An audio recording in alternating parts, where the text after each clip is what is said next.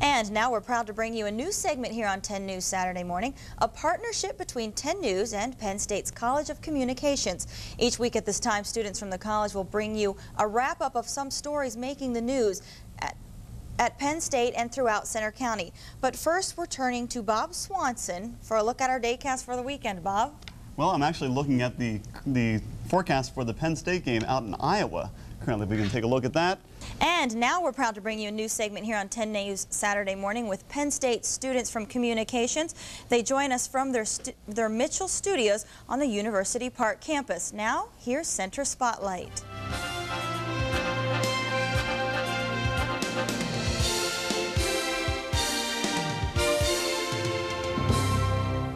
Good morning, I'm Christy Weston. And I'm Tony Honkus. Welcome to our very first edition of Center Spotlight.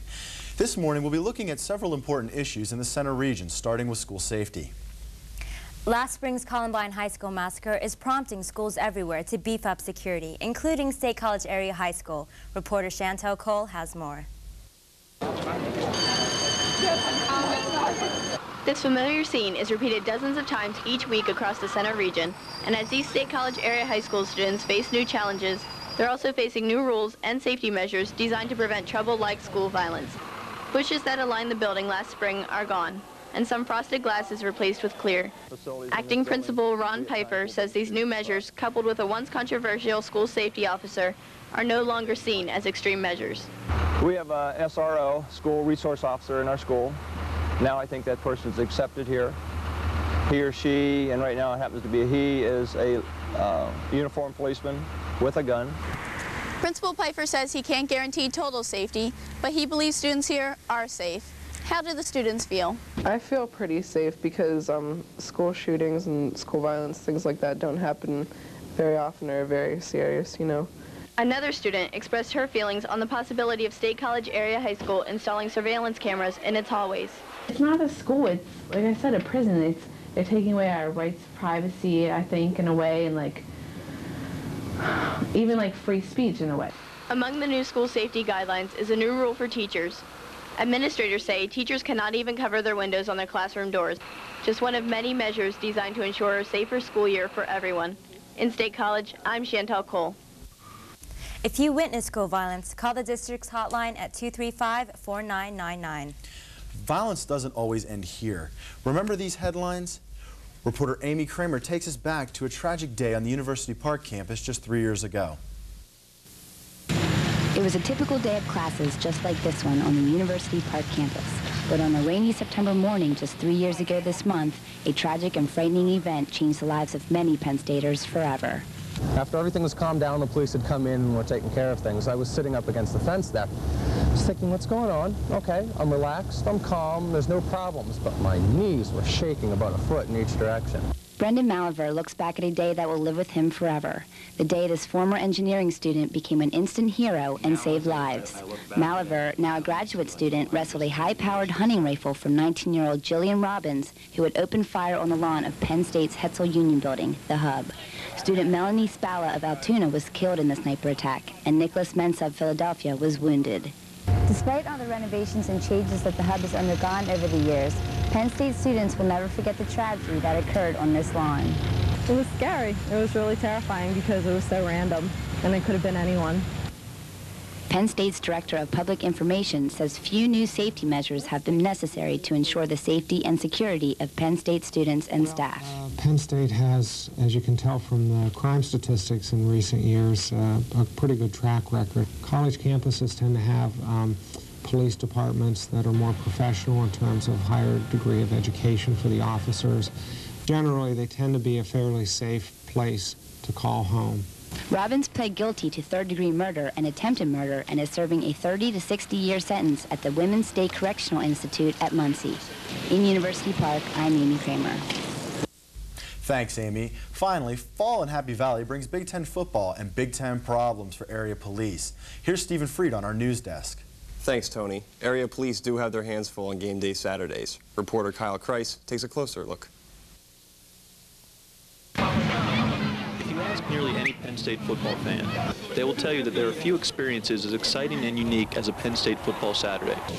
That's when nearly 100,000 students, visiting fans, alumni, and hardcore Penn State fans journey from everywhere to tailgate and bleed blue and white. It's always a festive day, but not one without problems. One is traffic, traffic, and more traffic. Handling the huge influx of cars and RVs is the job of area law enforcement, and what a massive job it is. Sergeant John Gardner is a Penn State graduate and a 10-year veteran of the State College Borough Police, one of several agencies that assist Penn State Police with the huge game day traffic madness. He says few people realize that traffic training begins months before game day. Joe, the average fan, buys his ticket, jumps in his car, and comes to State College to go to the game. He's not aware of all that planning is in there. All he cares about is, I want my ticket, I want to get into the stadium as quickly as possible. Gardner estimates that 50,000 additional vehicles will be in the area on any given game day. He says traffic control becomes a matter of routine, but there are additional problems that arise that make their job more difficult. Ticket scalping as well as counterfeit money and tickets are problems this year, as well as intoxicated drivers. Police say the next game with the potential for huge traffic snarls comes October 16th when Ohio State invades Happy Valley. At University Park, Kyle Price reporting. And police say leave early. Christy, Tony. Thanks, Steve, and thank you for joining us on Center Spotlight. On behalf of everyone on our news team, have a great weekend. Now, back to 10 News. Thank you very much. Coming up next on 10 News Saturday morning, we'll have your top stories.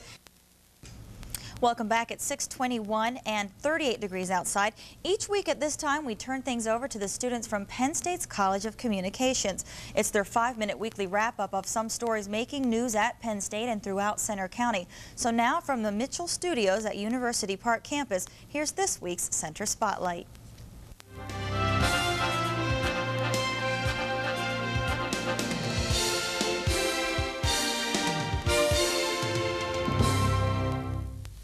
Good morning, I'm Tony Honkus. And I'm Amy Kramer. This week on Center Spotlight, we're focusing on an issue that impacts the lives of everyone. We're talking about alcohol abuse. By now, you've probably heard about the ongoing campaigns in the Center region to combat alcohol abuse. After last year's riot and other alcohol-related incidents in State College, area police are cracking down hard on binge drinking and drunk driving. Christy Weston talks to one mother who has an important message for you. It's the most terrified feeling I've ever had, to be that terrified. It's terrifying knowing that you're not ever going to see your child again. 14 years ago, Dot Smith lost her daughter Tammy when she was violently killed by a drunk driver along Interstate 80.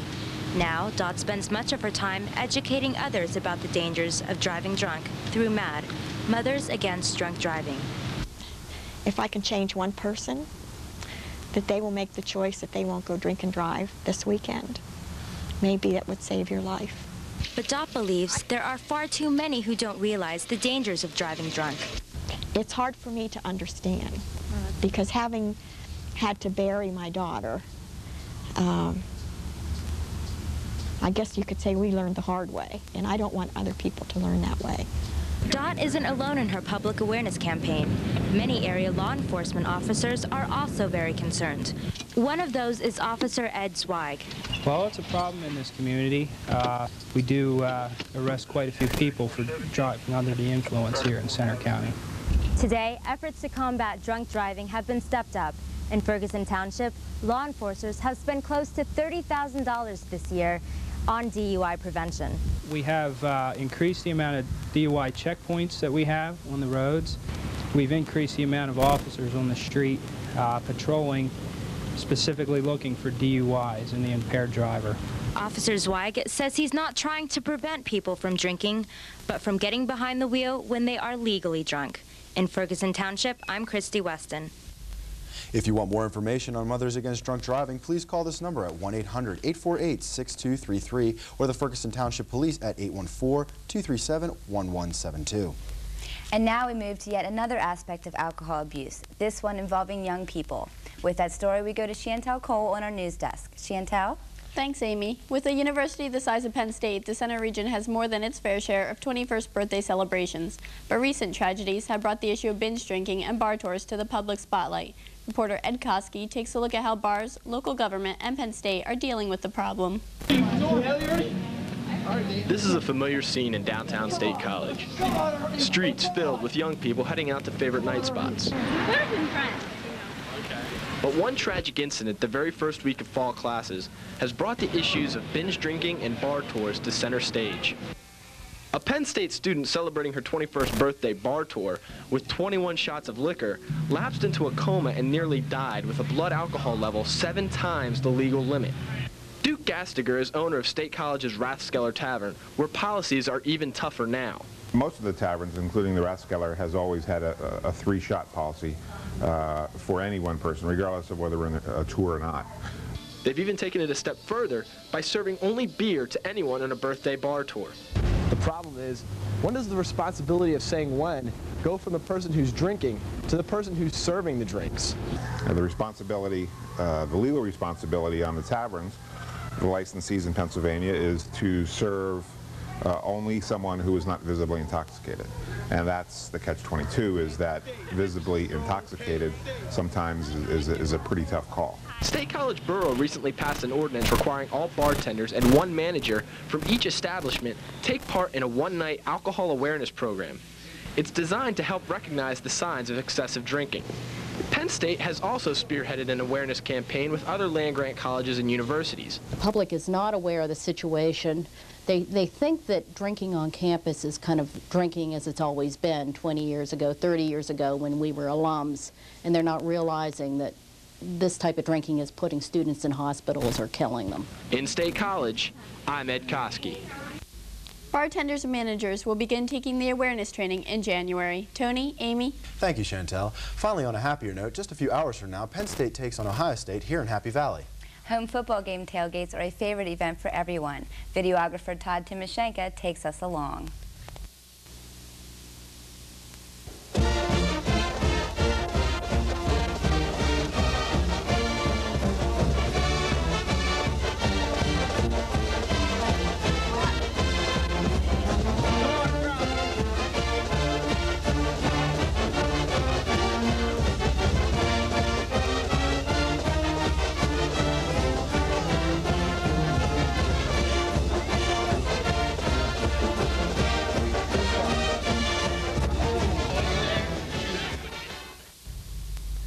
And thank you for joining us on this edition of Center Spotlight. On behalf of everyone on our news team, have a great weekend. We'll see you next week. Coming up next on 10 News Saturday Morning, we'll have a look at your top stories. Each week at this time, we turn things over to the students from Penn State's College of Communications. It's a 5-minute weekly wrap-up of some stories making news at Penn State and throughout Center County. So now, from the Mitchell Studios on the University Park campus, here's this week's Center Spotlight.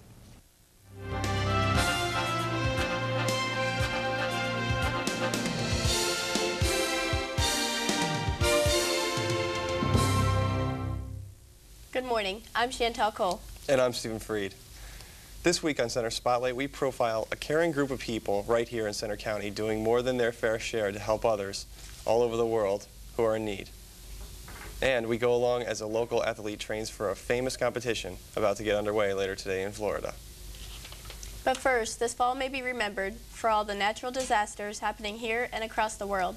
Hurricanes and floods here in the Northeast and deadly earthquakes in Turkey and Taiwan have killed thousands and caused millions in damage. However, there is help for these victims, some of it coming from volunteers right here in the Center region. Reporter Kyle Christ tells us more in this report. Fine. Whatever you want. A penny saved is a penny earned. These Center County Red Cross volunteers and staffers are counting pennies for people they'll never meet and places they'll probably never go. This is Red Cross headquarters in downtown State College, where volunteers and staffers have been working to collect money.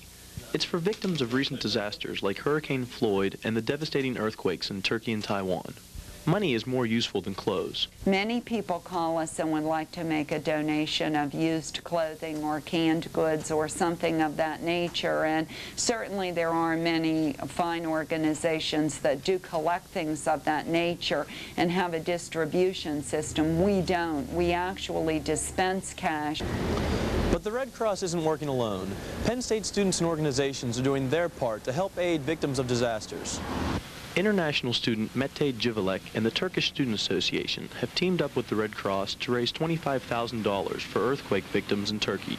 This is the first time we're doing a fundraising campaign, and people do not know our name for sure. So they may not trust us, they may not rely on us.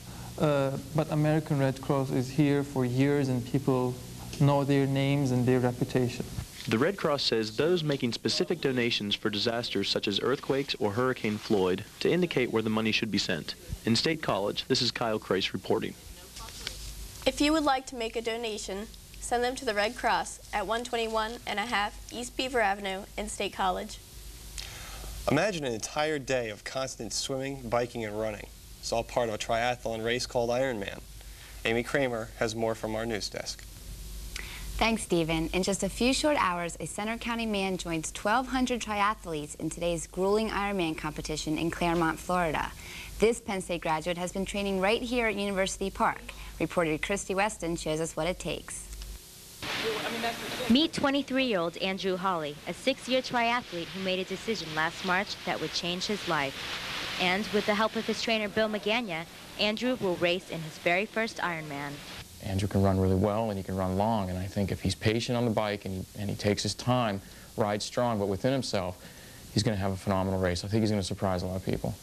But for Andrew, the Ironman is far more difficult than any other race. He trains for up to 6 hours a day. It's just the hours and the monotony of it. You know, you get up at 6 o'clock in the morning and go do a 10-mile run every day.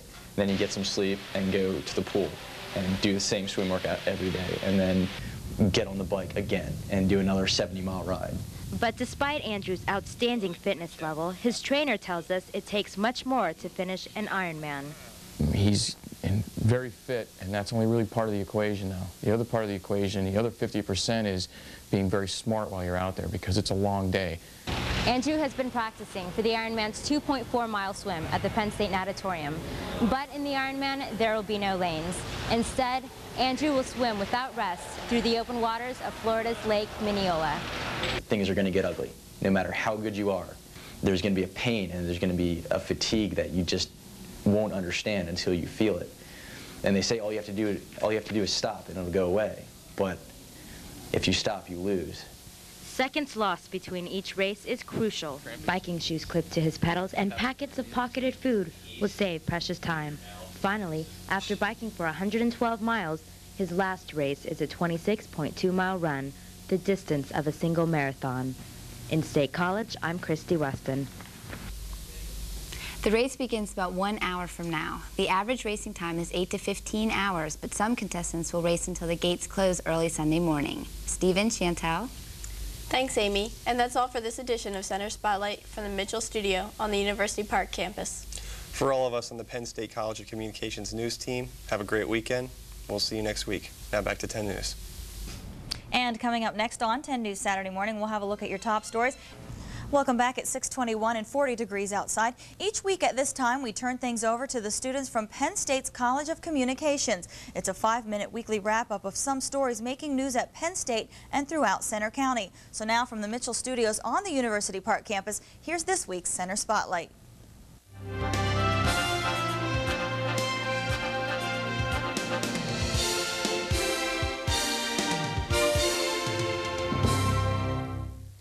Good morning and welcome to this week's edition of Center Spotlight. I'm Tony Honkus. And I'm Amy Kramer. We begin this beautiful October morning with a very special story. For many of us, the simple routines of life are taken for granted. But for thousands of Americans with mental or physical impairments, even the simplest tasks, like finding a job and, yes, finding a suitable church, can present big challenges. Reporter Chantal Cole and videographer Amy Caucci take a special look at an area church making a big difference in the lives of several Center Countyans who are deaf. We ask you, Lord, to help open our hearts, feel warm as a friendly church where love is. It's Sunday morning at the Cornerstone Deaf Bible Church in Tyrone. The year-old church has 7 members and is one choice a deaf person has when searching for a church to attend. The congregation does hymns and prays together in sign language, called signing. Then deaf pastor Gary Butlin signs the service to them. Through interpreter Ruth Maines, he explains how a deaf preacher helps this congregation. He can help the deaf people, and he can make them understand. Surely they can keep the word, but the hearing pastor, how can they keep the word because they don't understand? Joanna Shuey and her husband attended a regular hearing church in State College before joining this one. Why did she switch?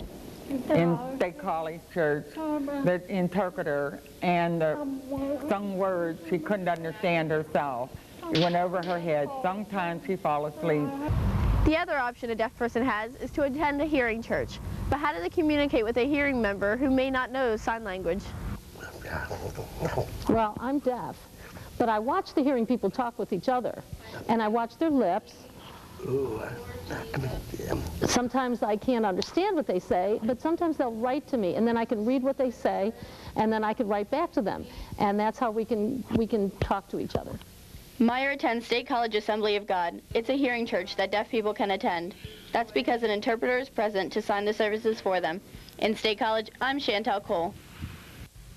If you're interested in attending the Cornerstone Deaf Bible Church in Tyrone, Pastor Butland asks that you make arrangements in advance. Both the deaf and hearing are welcome. You can contact him by email at deafrev@aol.com or contact the church interpreter Ruth Maines at 814-684-2106. The end of October brings thoughts of pumpkins, ghosts, goblins, and of course, trick-or-treats. As Halloween weekend is about to get underway, area merchants are smiling. For them, there's a lot more to Halloween than costumes and candy. Amy Kramer and I had teamed up to tell you why. This weekend, Center Region neighborhoods and streets will be alive with genies, pirates, and scores of interesting Halloween costumes. Area businesses have been busy preparing for this festive holiday by stocking their shelves with tons of candy and costumes for all ages. But behind the costumes and candy, this holiday means big money for these merchants. Halloween sales have skyrocketed in recent weeks as local residents load up on treats to avoid the tricks. How much do they spend? Anywhere from $10 to $20, the average person does. Some people load up if they're in, big popular areas, but I would say probably around $20 each. This is Gift Adventures, a local costume shop. Here, lines of customers have stretched around the building. We've been fairly busy since we opened, but the real Halloween crush comes for all those last-minute shoppers that wait till the last 3-4 days before Halloween. And if you really want to turn heads, this year's hottest costumes are from the hit movie Austin Powers, in which you can get this costume for just $78. Area homeowners are also getting into the Halloween spirit by spending part of their Christmas budget on Halloween decorations. Every year we go out to all the stores, the Kmart's, the Ames, the TJ Maxx, and we look for some interesting new paraphernalia to add to our collection. Boyd spend up to $300 every year on Halloween alone. They are among thousands of area homeowners decking out the house with lights, pumpkins, and scary ghosts. Because of this growing trend, happy merchants are selling a lot more outdoor decorations and turning orange and black into green at the cash register. In State College, I'm Amy Kramer. State College streets and other area neighborhoods will be full of homemade as well as pricey costumes later on today. Merchants expect brisk sales on Halloween items all weekend. For those of you who don't know, downtown State College can be quite a sight with everyone dressed up in their Halloween costumes. So Amy, if you decide if that's what you're going to wear this weekend? Actually, I decided against that costume, but I'm not going to tell you what I'm going to be. You're just going to have to wait and see. What are you going to be? I think I'm probably going to go as a hockey player for this Halloween. Oh, that sounds like fun. Yeah. And that's all the time we have this weekend for Center Spotlight. And thank you for joining us at the Mitchell Studios from University Park. For everyone on our College of Communications news team, now back. Coming up next on 10 News Saturday Morning, we'll have your top stories, and Bob Swanson will have a complete look at your forecast. Welcome back. It's 24 minutes after 6 o'clock and 48 degrees outside. Every week at this time, we turn things over to some Penn State students studying in the College of Communications. They bring you the highlights of the latest happenings on campus. So from the studios at Mitchell Park, or University Park, here's this week's Center Spotlight.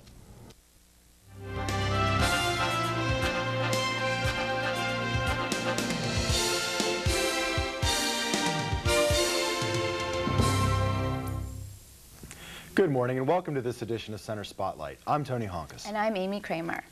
It's the last home game of the 1999 Penn State football season, and in a short while we'll introduce to you a unique trio playing a big role in home game traditions.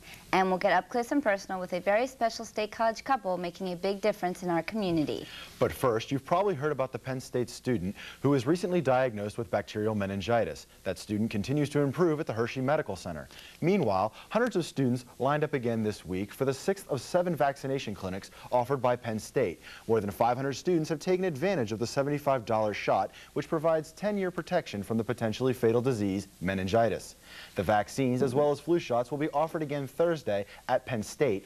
And next week, our own Ed Koski will take a closer look at the fears surrounding this disease. Penn State seniors play their last home football game at Beaver Stadium later today. It's also senior day for many other participants in home game festivities, including the Nittany Lion cheerleaders, the Blue Band, and its majorettes. Karen McConnell is at our news desk with a very special story about 3 members of the same family, all performing on the field today. Thanks, Amy. 3 sisters from Bellefonte have brought their talent for twirling to the Blue Band's majorette squad. They were introduced to twirling at a very young age by their mother, a former twirling director. I recently visited with the girls to see what they've gained by keeping this family tradition alive. Meet the Kerstetter sisters, Brene, Rachel, and Jessica. All 3 have brought something unique to this year's majorette squad. It's the first time in the squad's history that 3 siblings have been on the squad all at once. I think it's really cool that all of us could be on it at the same time. It feels pretty cool, like we set a record or something. Twirling seems to come natural to these girls. It has become a fun experience. I love to twirl. Like, I've done it all my life, and I think I wouldn't be able to live without it. If I stopped twirling, you know, it'd just be really weird. But their natural love for twirling isn't their only motivation. Being a Penn State majorette, you always want to look your best, no matter what. I mean, there's so many people watching you, and you want to be so perfect because the Blue Band's like, wow, everybody's like, they're so good. But with Renee, the oldest sister, graduating, this family tradition of twirling together will be coming to an end real soon. Today's game against Michigan will be the last time this trio will twirl together as Penn State majorettes. It's been fun while it's lasted, and I just feel that I know my sisters will do well without me there. I mean, they're really strong twirlers, and they're motivated, and I think that they'll hold their own, and I'm going to enjoy going back and watching them. And a younger sister, Amber, also twirls. She'll be entering college next year, possibly Penn State, so the family tradition might continue. Thanks, Karen. There are many people in the Center region who have made a significant impact on Penn State and its community. Christy Weston introduces one very special State College couple. James and Barbara Palmer have made State College their home for nearly 5 decades now. Both graduates of Iowa State University, they moved here to help lead the locally based C-Corps electronics to what it is today. But most know them for their many years sharing time, talent, and success with Penn State and the State College community. And part of our responsibility is give back as a result of our success. And we've been very active in doing that. Today, the Palmers are full-time philanthropists. They currently serve on Penn State's Grand Destiny campaign, an effort to raise $1 billion for the university. They've also created the Palmer Lecture Series, bringing prominent telecommunications speakers to the school. Here, at Penn State's Homecoming Parade and President's Tailgate, you'll find them sharing their spirit with everyone. Living in the university community, you miss a great deal of what the town is about if you're not also involved with the university. While going to Penn State's football games and tailgates certainly give the Palmers a chance to show off their honorary school spirit, they tell us that their fundraising efforts for the Palmer Museum of Art is what makes them the most proud. Mr. and Mrs. Palmer provided the lead gift towards the construction of a new wing, several $1 million, and also assisted in raising additional funds. They have a passion for art, and they love to share it with others. The Palmers enjoy collecting art of their own. In fact, the museum displays a number of pieces that actually belong to them. And our collecting of art, which you see around us, is probably our main avocation. And that, of course, is connected with the museum as well, because we share our art. Meanwhile, people find it amazing they still find time to enjoy their other personal hobbies. Both are scuba divers and pilots who've traveled to 80 countries. Their motto? To keep moving. Reporting in State College, I'm Christy Weston. If you want more information on the Palmer Museum or would like to know how to be a member of Friends of the Museum, call 865-7672. That's it for this edition of Center Spotlight. From all of us on the College of Communications news team, have a great weekend, and we'll see you next week. Now back to 10 News. Coming up next on 10 News Saturday morning, we'll have your top stories, and Bob Swanson will have a complete look at your forecast. Good morning. It's 21 minutes after 6 o'clock and 35 degrees outside. 10 News Saturday Morning brings you a special report brought to us by communications students from Penn State. They give us a look at some stories making news at Penn State and throughout Center County. So now from the Mitchell Studios on the University Park campus, here's this week's Center Spotlight.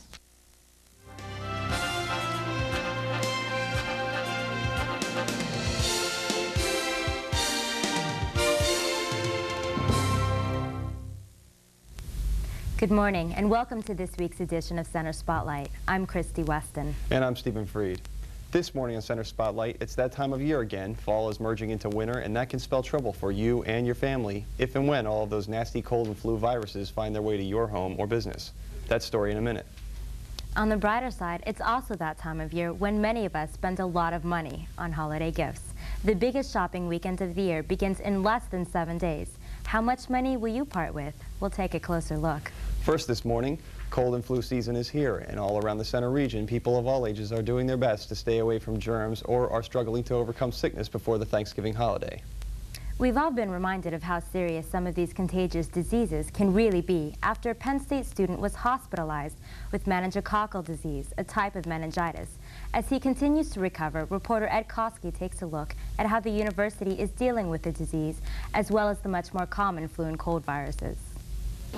The lines are long, the pain apparent, but it beats the alternative of being sick. This is one of several vaccination clinics offered by Penn State this semester where shots for flu and meningococcal meningitis are available. Meningococcal meningitis is a bacterial infection that causes inflammation of the membrane surrounding the brain and spinal cord. If not treated in time, it can lead to permanent complications such as brain damage or hearing loss and can be fatal. Outbreaks of meningitis tend to occur in confined environments, which is why students find themselves at an increased risk. Everybody was in such close quarters, and it's a good idea to try to prevent some of the diseases that are going around. However, students aren't the only ones at risk. Faculty and staff find themselves highly vulnerable to exposure from these various diseases. As a mother of 2 small children, I feel I have a responsibility to make sure that I don't bring home any more diseases than I absolutely have to. Shay says she's not as concerned with meningitis when it comes to her 2 young daughters who are inoculated. But like thousands of others in the area, colds and flus are another story. First year I worked here, I was pregnant and I got the flu, and it just laid me low, and I said, that's it, from now on I'm going to get a flu shot. And part of that is that then hopefully the whole family won't pass it around as well. Penn State has one more vaccination clinic scheduled for the first week in December. For Center Spotlight, I'm Ed Koski.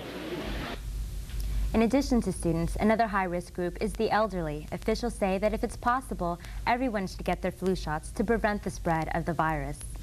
2 huge traditions are less than a week away. Thanksgiving, of course, but don't forget Black Friday, the biggest shopping day of the year for area merchants. Amy Kramer has more on our news desk.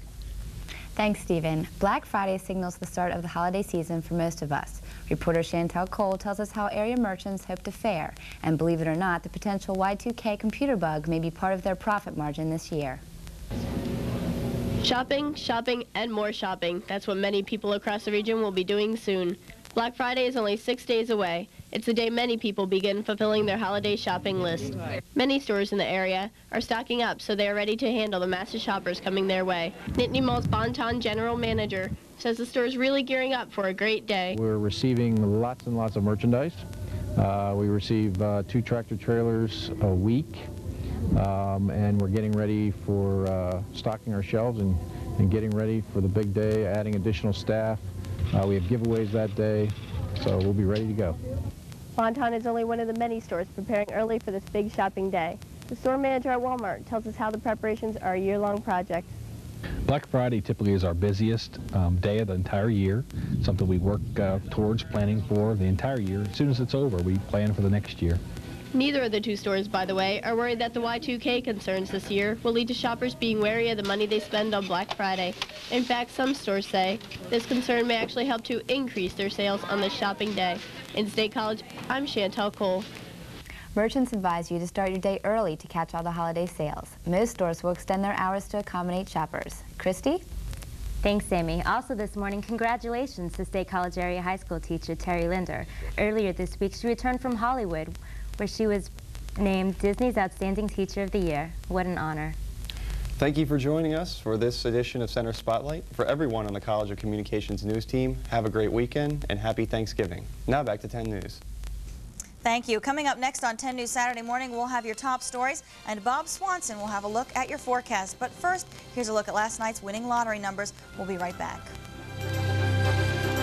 Now we turn things over to a group of communication students from Penn State University. They'll fill you in on what folks are talking about on the University Park campus. From the Mitchell Studios in State College, here's this week's Center Spotlight.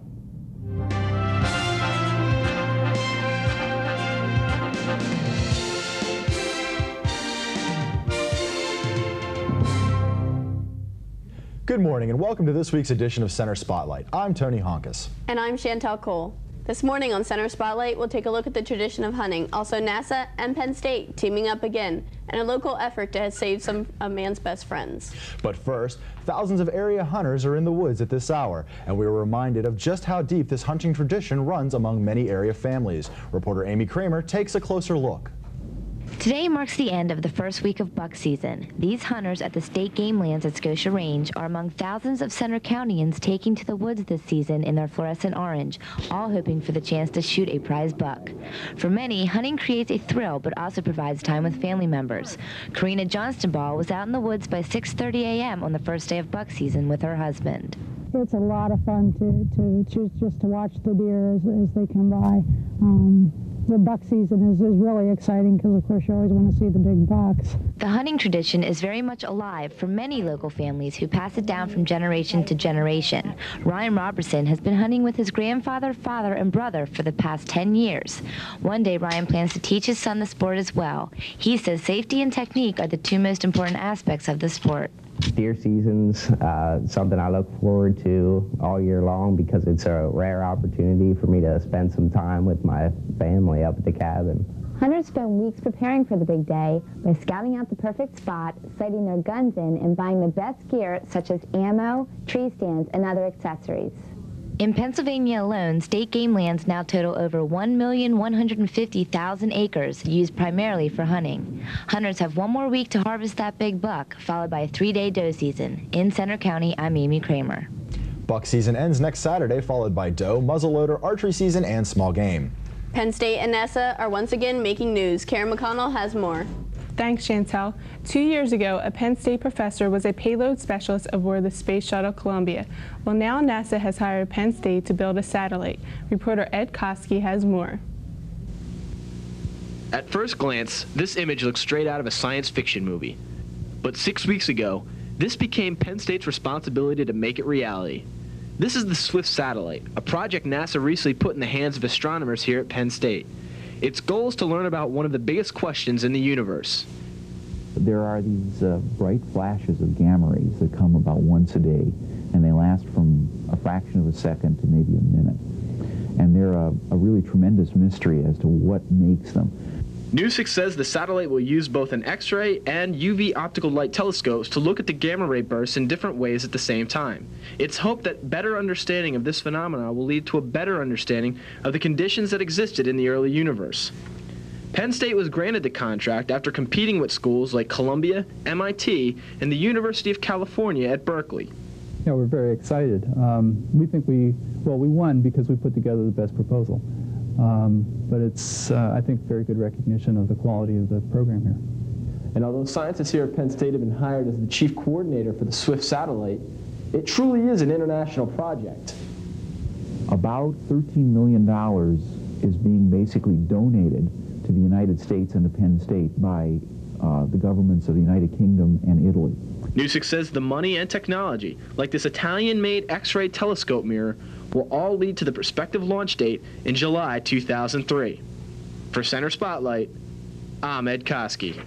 For more information on the SWIFT satellite, go to www.swift.gsfc.nasa.gov. Finally, here in Center County and across central Pennsylvania, there are amazing efforts underway to save some very special four-legged friends. Christy Weston tells us more. On a foggy night in Altoona, 8 Greyhound racing dogs begin their journey to a new home. They've been in the truck for 10 hours, pretty dirty.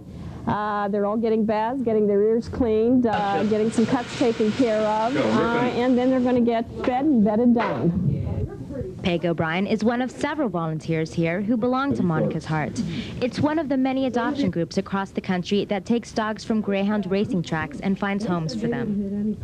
Whenever there are dogs available, we bring them into town and we clean them up like we've done here tonight, and we foster them in our homes. We see that they get to the vet and have their services done.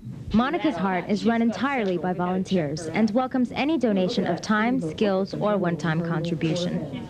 We need volunteers to foster dogs, volunteers to help sew dog coats for them, help take them to the vets. And it's because of adoption groups like this that thousands of dogs that would normally have been put to sleep are now finding new homes. It's gotten better in the last few years because there's a lot more groups willing to take the dogs from the track and find homes for them. From the races to hometown parades, these Greyhounds just can't get enough of the cheering crowds. I think it's great because they love people, they love to walk, they love to just be out around everyone. While caring for and placing Greyhounds can take lots of time, members of Monica's Heart call it a labor of love. For Center Spotlight, I'm Christy Weston. If you would like more information, please call 942-1906. That's it for this edition of Center Spotlight. For all of us on our news team, have a great weekend. Now back to 10 News. Coming up next on 10 News Saturday morning, we'll have a look at your top stories, and Bob Swanson will have a complete look at your forecast.